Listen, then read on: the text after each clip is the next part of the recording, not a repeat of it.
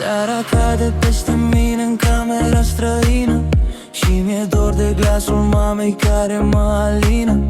Tata poate stă pe prag și privește în zare, întrebându-se în taină când vin iar acasă oare. Frații mei mai râd prin casă, eu lipsesc din toate pozele din telefon, nu-mi țin loc de frate.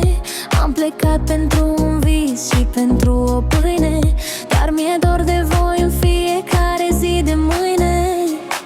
Mi-e dor de casă, mi-e dor de-ai mei, de seriile cu râsete și ochilor cu minți și grei.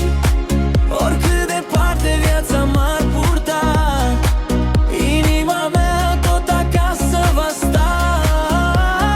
Mamă, tată, să mă iertați dacă anii trec și eu nu-s lângă voi la braț. Frații mei, să nu mă uitați, că pentru voi lupt printre străini și ani.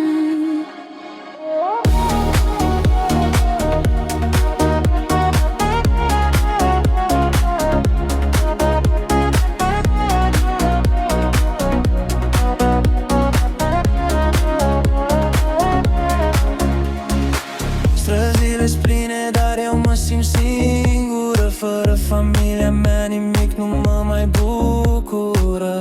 Aș da toți banii strânși într-o valiză mare pentru o masă cu voi și o îmbrățișare. Mamei să-i sărut mâna obosită, iar tata să-mi spună simplu, hai acasă măcar.